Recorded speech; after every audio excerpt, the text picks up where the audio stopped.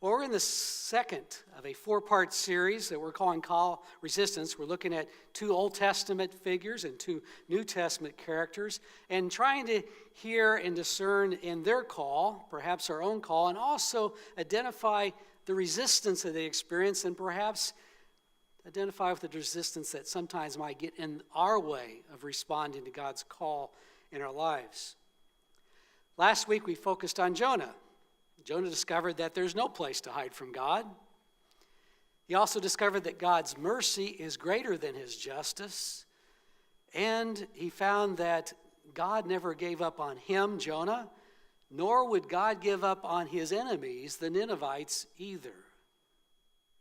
Today we're going to take a look at Moses, a reluctant leader, someone who felt very unqualified for the task that God had called him to.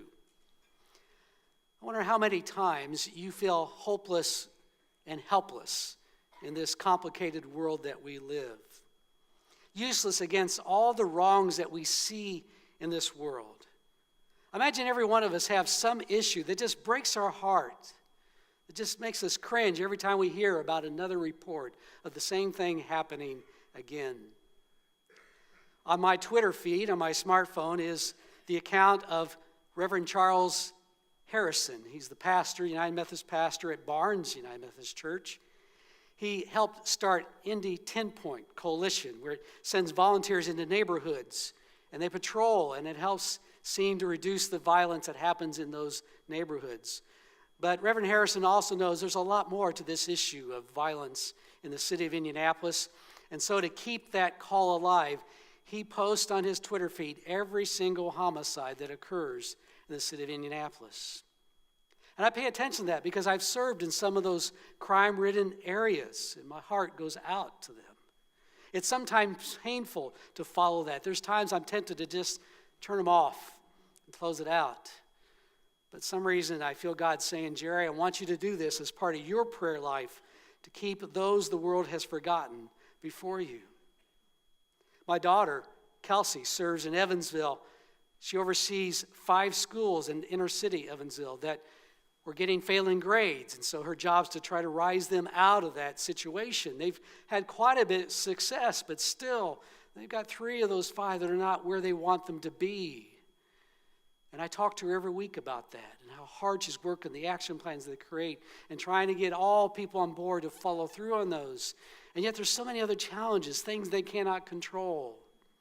I try to encourage her, and she knows the problems. And how about your heart when it comes to children? How many children do you see out there that don't have that secure environment? You wish you could just take them home. Or what about sexual slavery that we see that still amazingly exists in great numbers in our modern world? Or the rise of violence and mass shootings, all those things. And you hear so many of those that you just sometimes want to turn off the news, don't you? We just kind of stick our head in the sand and worry about our own lives. We have enough to worry about. We feel so inadequate, and the problems are so complex, and they seem enduring. Well, if that's how you feel, then you're not in bad company. Because there's someone else who kind of went through the same process, who was confronted with a burning bush. Yeah, you know what I'm talking about. Moses.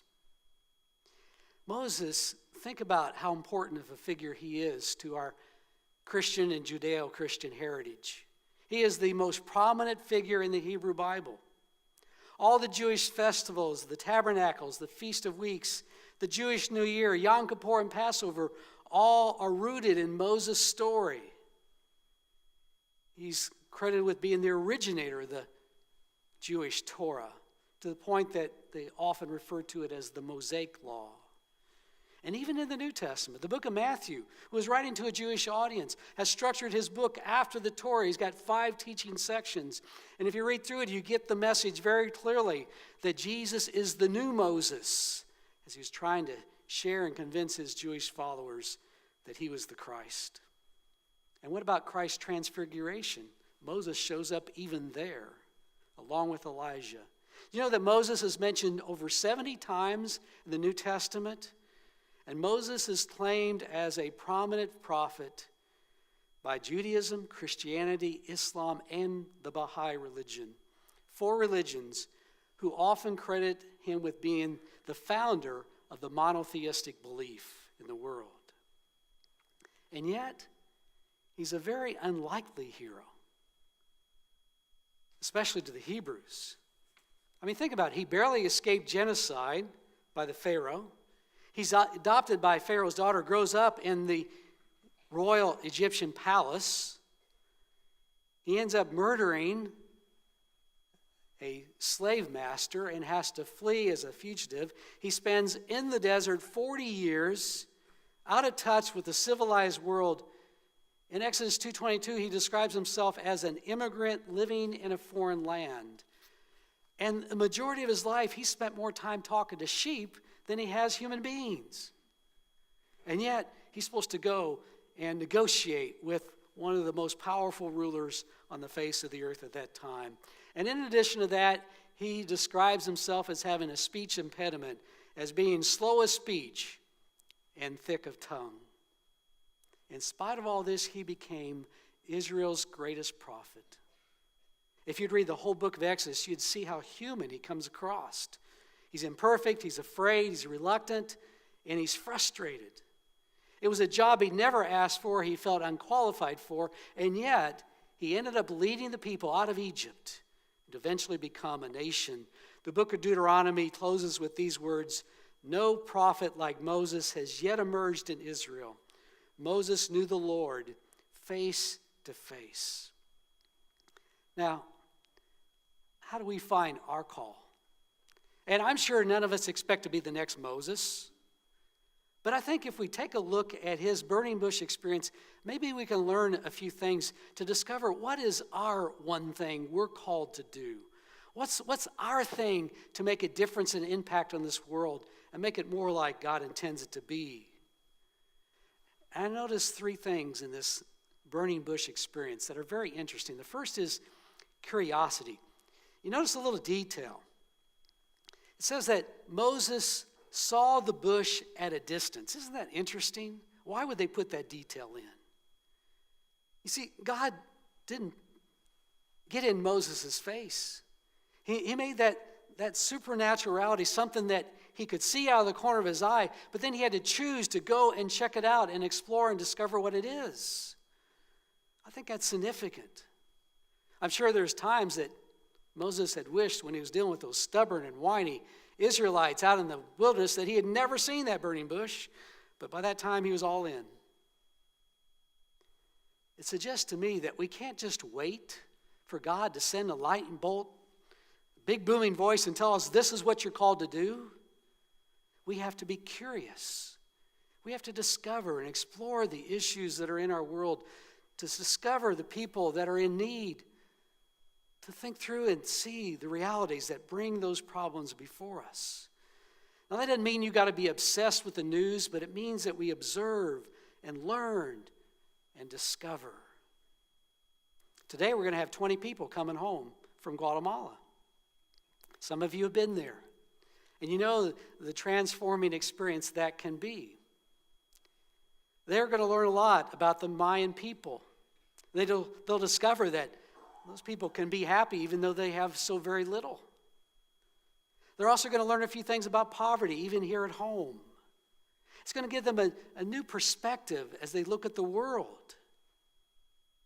But you know, you don't have to go on a mission trip to get that. There's so many ways to get that here.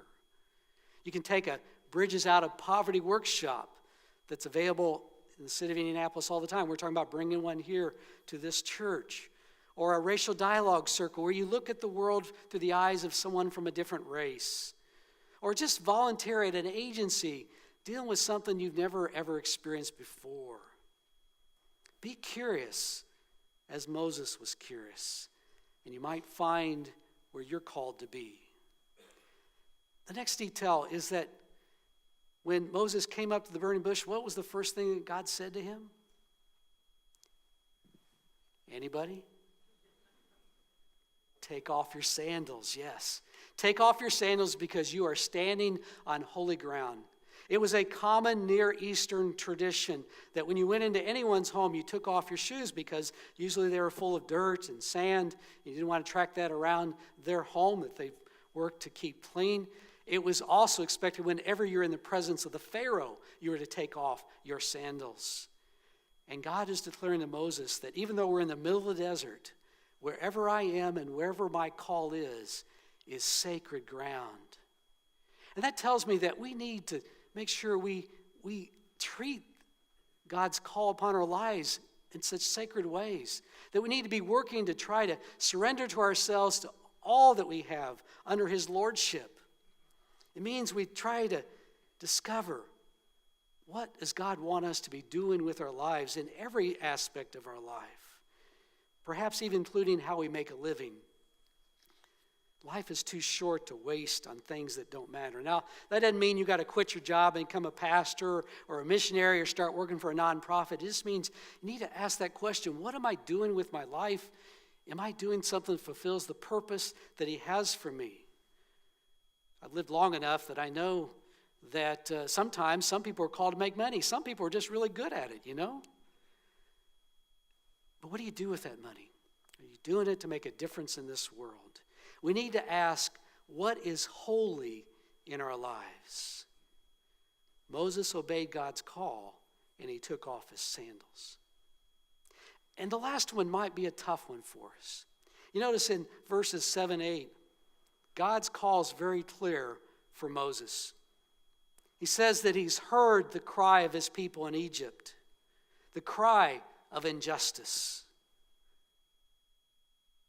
You know, Christians, we tend to worry a lot about being nice. I think we worry too much about being nice. And we're not sure what we think about justice. We're a lot more comfortable with charity. We're quick to feed hungry people, but we're less willing to fight the systems that create that hunger. Sometimes we fall victim to the belief that people are poor because they choose to be poor. There's so much more to it than that. I'm really excited about the effort by leaders over here at Ivy Tech as we've helped them launch a food pantry. But the dream is so much more than that. The dream is to combine other services like health care, education, job training, because they want to not only feed the line at the food pantry, they want to reduce the line at the food pantry. As John Elliott has said so very well, people can't learn when they have an empty stomach. And they can't put food on the table when they can't get a job that has a living wage. So sometimes we have to think about justice. I came across a statistic that blew my mind as I was just researching this week. Did you know that 80% of the world's farmers are women? 80% of the world's farmers are women. And yet only 2% own the land that they farm. Now that's a justice issue. Somehow we have to change the relationship of those women to the land, or we have to change the relationship of the patriarchal cultures that they're a part of so that that can be something very different. God didn't tell Moses to go to Egypt and start a food pantry so his malnourished people would be fed. He didn't tell him to go start a church so they'd feel better about their lives. He told him to go and confront Pharaoh and to say to him to let my people go. So sometimes we may be called to collect food for a food pantry. Sometimes we may be called to go work in that food pantry. But sometimes God might call you to do something that eliminates the need for that food pantry. But here's the biggest obstacle when it comes to discovering our call. It's Moses' question. What does Moses say? You said it. Who am I to go? And Moses has got a lot of good reasons to say that. I mean, he's got a few things working against him. He's a fugitive in a foreign land who was raised by the Egyptian royal palace. He has no stick with the Hebrews. He spent 40 years in the wilderness, and he has no confidence in speaking. And you know, I really identify with Moses. I like him in so many ways Because I don't know how many times I've said to God, why in the heck did you call me to be a preacher? I mean, I'm shy, I'm short and bald and certainly not good looking. I don't have a good speaking voice. And I got this annoying habit that when I'm thinking of my next thought, I trail off and you can't always hear the last thing I've said. Do you know what I'm talking about? Yeah, a few people have told me about that. And yet here I am. God calls unlikely people. I've talked before about my clinical pastoral education experience. They call it CPE, when I was in seminary. But I didn't tell you about the person who was my mentor through that process. That was Carver Williams. Carver Williams was 4'11". He had a childhood illness that stunted his growth. And somehow through his ministerial and clinical training, he came to grips with that. I tell you, he knew who he was. And he had a powerful personality. He served as chaplain for 2 hospitals in Marion, Ohio, and they loved him there. The employees of those hospitals saw him as their pastor because he told it like it was, and he was so good at reading people. Well, part of the clinical pastoral education unit meant that I had to meet with him weekly and talk about my experiences, and he would analyze them and share what he saw. And I remember the first session I had with him. He looked at me, and he had his legs crossed, and he crossed his arms, and he said, you know, and he always had this little scraggly beard. He said, I bet you're a pretty good preacher.